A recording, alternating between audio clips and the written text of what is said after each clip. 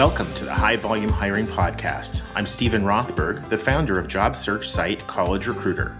We believe that every student and recent grad deserves a great career. This podcast features news, tips, case studies, and interviews with the world's leading experts about the good, the bad, and the ugly when it comes to high volume hiring. Thanks for joining us. Today's guest is Jason Seiden, a good friend of mine, and far more importantly, the Chief Strategy Officer of Wedge. It's a video interviewing platform that focuses on delivering efficiency through authenticity, especially in high volume environments. Jason, welcome to the show. Well, thank you so much. It's great seeing you and hanging out with you again. Awesome. So for the listeners who might not know that much about you or about Wedge, what else should they know? I think you hit it. I mean, about me, nothing. Like, listen, you really don't know me. Being bashful. What have you done in the past? Yeah. So, it's. I love Wedge. Wedge. It's exactly what you just said, right? So we make video interviewing software for recruiting. We get candidates from, interested to interviewed in minutes. As in a world of like interested to scheduled in minutes, we're like, nah, let's get them interviewed. And, and people ask, they're like, well, you talk about authenticity. Is a video interview really more authentic than a live interview? And, my answer to that is like, usually no. We've all had horrible interview experience, but it is more authentic than a resume. It is more authentic than a phone screen. Some of the things that tend to come at the beginning, yes, you can see a more complete picture. And so I think you nailed it on that. And I know we'll talk a little bit more about it. What I came to Wedge, the reason I came to Wedge, I've been in the space for well over a decade. And I've seen some changes over time. Once upon a time, I was helping people learn to use LinkedIn. I was their first certified training partner in North America, and and there was this gap where like, all right, companies needed one thing, like we want our all employees right on, to wear our shirts and nothing, right? And then social media was like, no, we're actually going to give your people a voice. We're going to let them speak. And that was kind of the start of this shift in the relationship between employees and their companies. And then that moved into candidates and companies where over the last 10 years, the idea of leaving a candidate in a black box, and not responding to them, companies still do it. But the cost of doing that has just gone up because candidates are spending more time talking to each other, and they'll bail on an interview process that's not good. They'll ghost right back. And so when I started talking with Matt Baxter, CEO of Wedge, and I saw what he was building, and I saw how he was approaching it, not just tech for tech's sake, not just the efficiency play, but no. Look, this is about authenticity. This is about getting that connection earlier. I'm a human, you're a human. Can we look each other in the eye? Like, what's happening here? Like, what's going on between us? When you form that connection earlier, a lot of these other problems go away. The candidates who want to opt out, they see you, they opt out. We want them to opt out, right? The ones who move through the process are the ones who want to be there. And the company's able to see them and get to them faster. And a faster connection means they're spending more time with the right people. And I mean, it's just, so I'm kind of getting into the weeds here, but the upshot of it is this is how the process should actually work. And a couple of years ago, we went through this pandemic thing where everybody kind of got acclimated to video software. And so, it's just this confluence of factors where the technology and the need has kind of caught up, and it's really taken off. Interesting. So I think anybody who's been involved in sales knows that it's better to get a no fast than slow, right? If you've got a customer who's not going to buy from you, you'd much rather hear that today than have them string you along. And I think candidates feel the same way, right? If you're not going to hire them, let me know now. I can move on. You can move on. And, bummer that I didn't get a job with you, but better to know now than 6 months from now or 6 days from now. Yeah, well, so we can actually unpack that. So yes, I agree with you. And I think a lot of folks would agree with that, because this isn't just a sale. This is my job. Like I need the job, right? So if I'm not getting this one, I need to know so I can move on and put my effort where it might result in work. But there's actually multiple steps in this process where things tend to go awry. Let's say I don't know, you post a job on one of the job boards, you get 200 people who apply. How many people can you assess? How many people can you screen? Like really, like your staff, like whatever your staffing level is. So maybe you get through 50. And from those 50, you send 5 to a hiring manager because the hiring manager can only read 5 resumes, right? You have to do your write-up, you're gonna have a conversation. It's really inefficient. So maybe you get 5 on that short list, and maybe the hiring manager asks you to bring in 2 or 3. So that whole process might take a week, by the way. So you had 200 people apply, and a week later, you're getting back to like 3 of them. And by the way, they may or may not be the 3 best from the 200. They're the 3 who, the hiring manager was able to get through. Of the 5, of the 50 you were able to screen. It's a crapshoot. And by the way, you're a week out of date. So now, those candidates are like, maybe if they're really good candidates, they may have moved on already, right? The whole thing is kind of fraught with risk. So to be able to look at 200 candidates and within 24 or 48 hours actually screen all of them, and not just this is what you said you did on a resume, but like I can actually see you talking about this, right? I mean, it's an interview. All the studies show interview plus a capabilities test of some kind. Like that is sort of the holy grail of hiring. There's a reason why interviewing is still a process, part of our process, all these centuries later, right? It's how we it's how we connect as humans. So to be able to move that interviewing up faster in the process and say, all right, after 48 hours, I've actually gone through all 200. And by the way, hiring manager, here's the top 20. And it's the top 10% of everybody who's applied. And that hiring manager can actually screen all 20 and say, of these 20, I want to see these 4 or these 12. And now you can actually, you've saved so much time. You're only 3 days in now. So you've added 2 days to the process and you're already bringing people into interviews.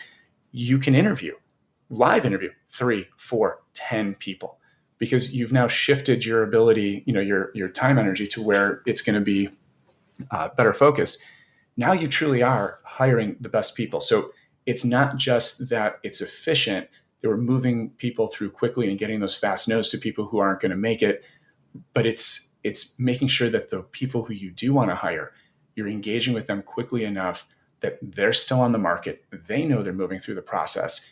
And when we talk about the best candidates, we really mean the best candidates from the whole set of people who applied, not just of the subset you were able to get to, in some, 3 or 4 day window. Yeah, I love it because for so long, HR in general, talent acquisition certainly as a part of that, we've all been focused so heavily on efficiency, and it's often come at the sake of effectiveness. So yeah, move a whole bunch of candidates really quickly through the funnel, but what ends up emerging are people who maybe are going to start but are going to quit 3 weeks later because they're just not a good fit. Or you just, for other reasons, you just don't surface the best candidates. So it's efficiency instead of effectiveness, and I don't think it needs to be a choice. I think it's a false choice. Yeah, you should be able to have both. Yeah, I've always thought of video as much more of an efficiency product, and I think it's because the first time where I really saw it being used was where employers were using things like Skype, 15 years ago.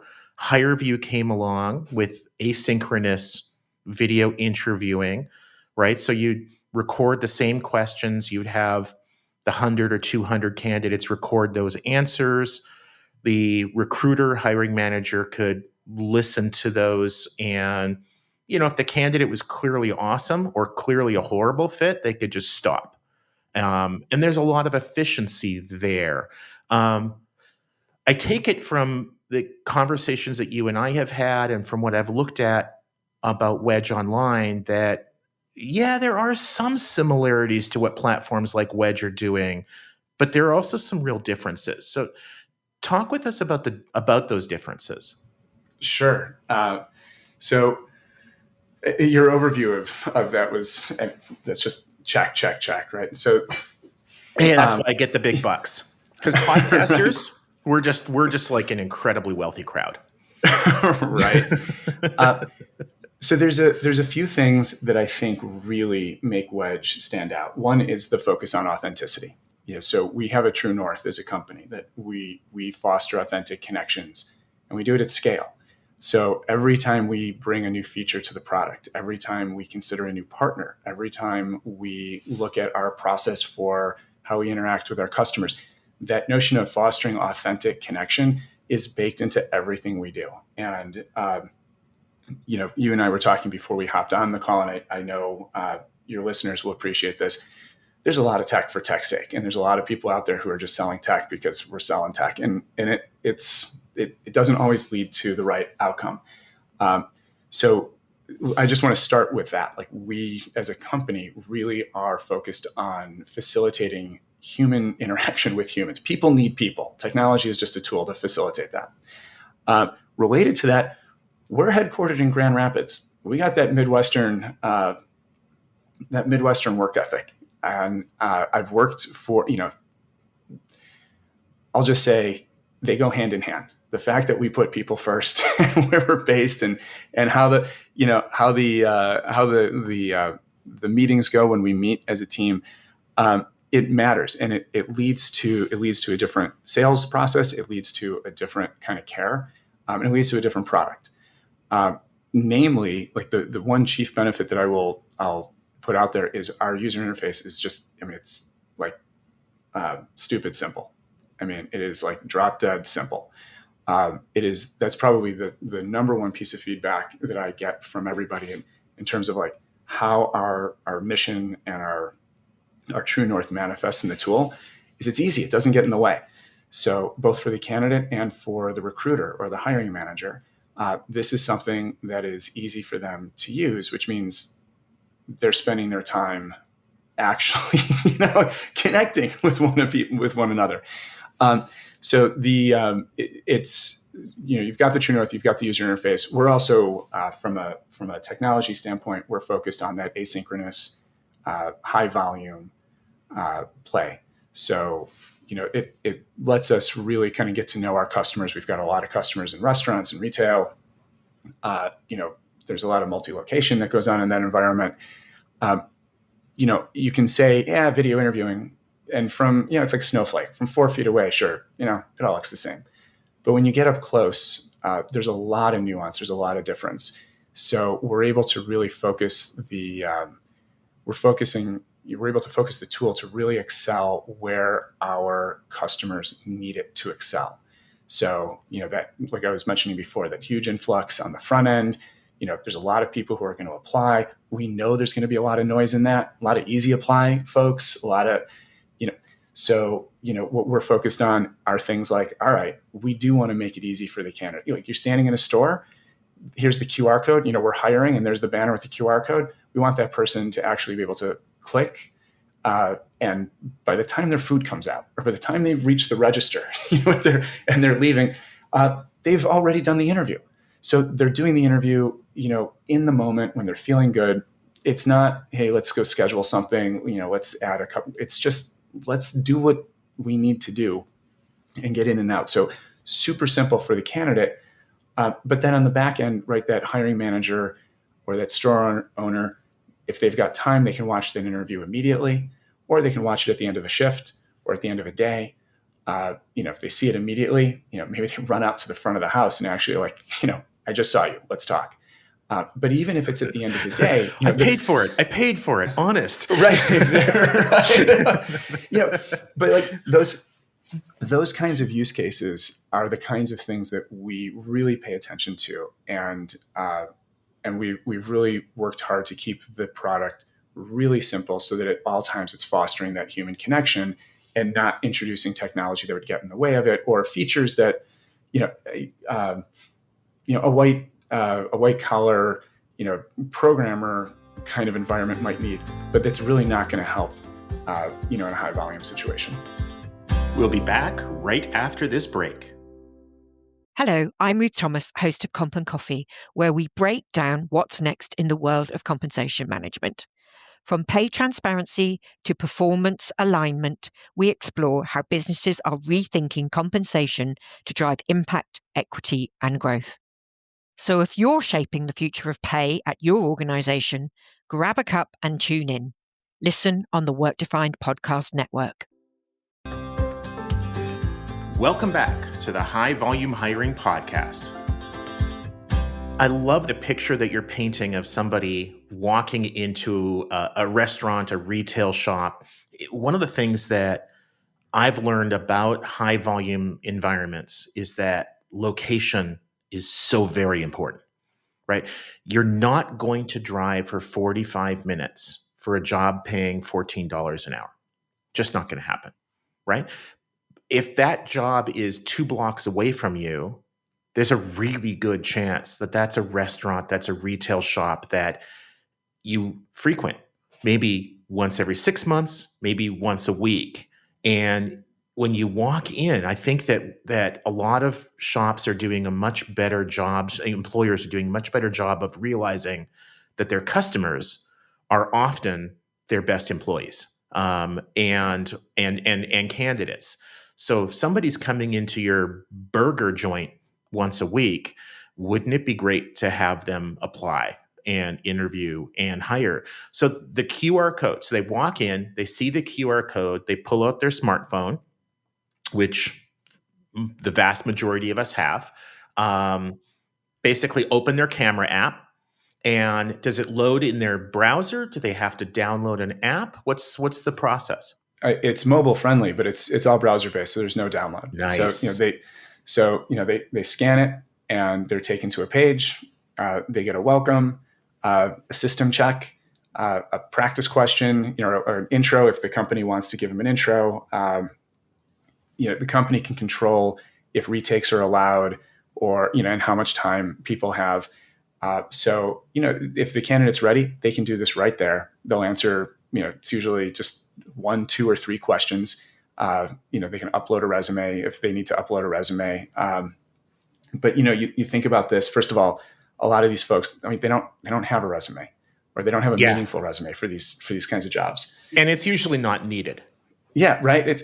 And you're right. Like, the customers are probably the best candidates, but you know what? They're not just at your place. If you've got a restaurant, there's probably another one next door. If you've got a store, there's a good chance you're in a strip mall with more stores. If you don't get this person, they're walking next door, and they're going to do it there too. So for the candidate, it's really simple. They do it on their phone.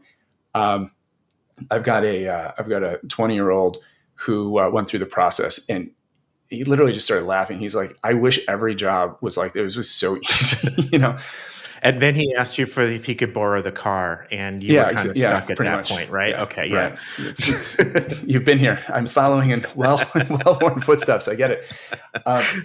But the other nice thing for a candidate is it doesn't require. You can do it whenever. So if now's not the time, they can take it home and do it.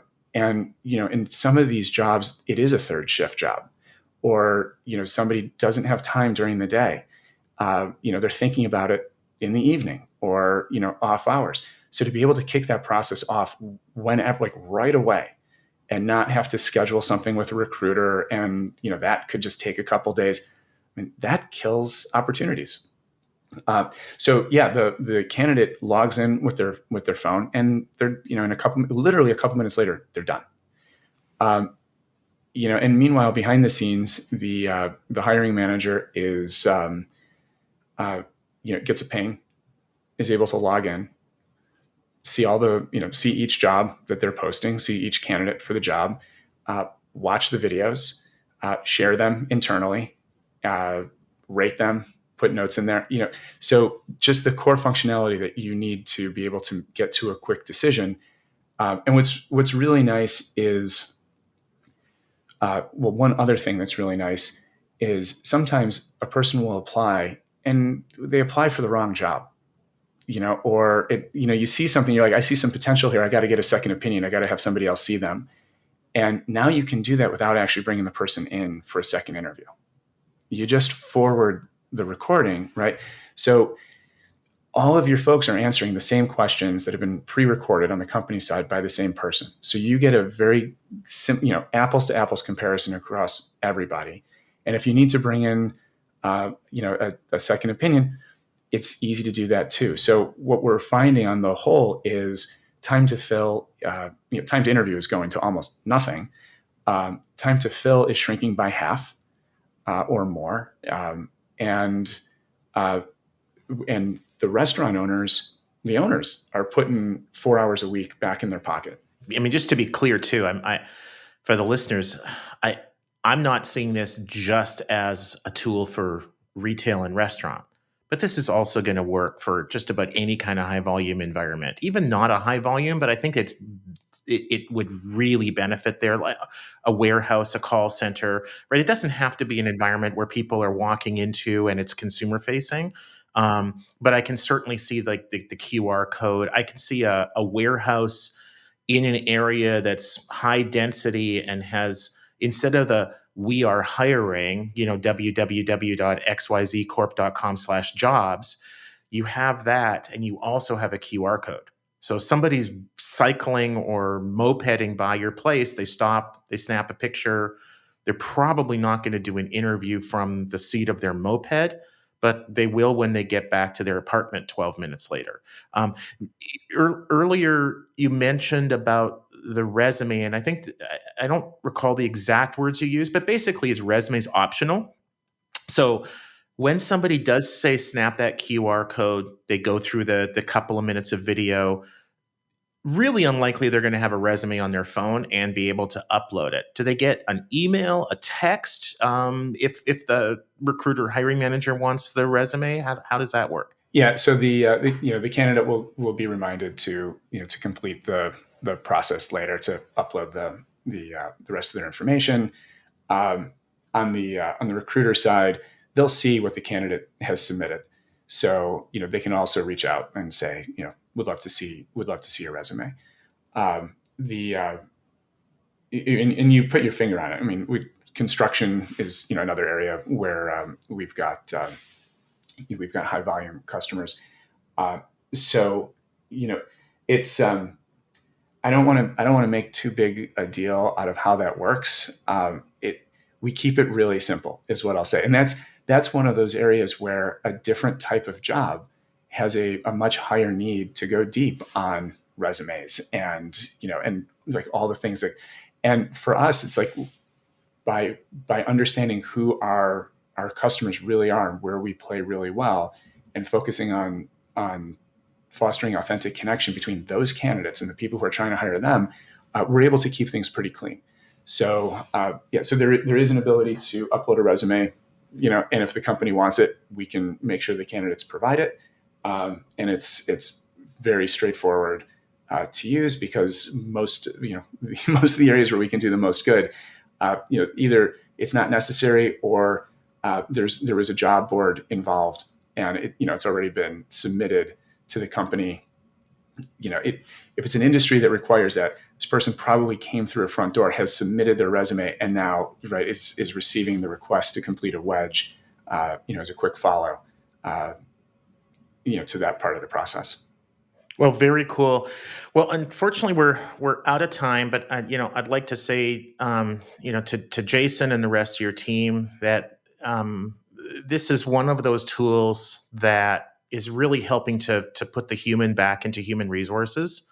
And I hope that over the coming years, as technology advances, and also I think as we become more cognizant of the limitations of technology, that we are going to be looking again more to effectiveness, not at the expense of efficiency, but hand in hand. And I love that. I love that Wedge is doing that, and I'm not surprised that you're a part of that.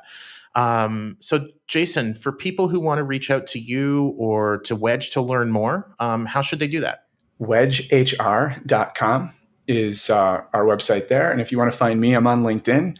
It's in/Seiden, Seiden. And thank you so much, Stephen. This is a pleasure. This is great. Thanks, Jason. Thanks for joining us today on the High Volume Hiring Podcast. I'm your host, Stephen Rothberg of job search site College Recruiter. Each year, we help more than 12 million candidates find great new jobs.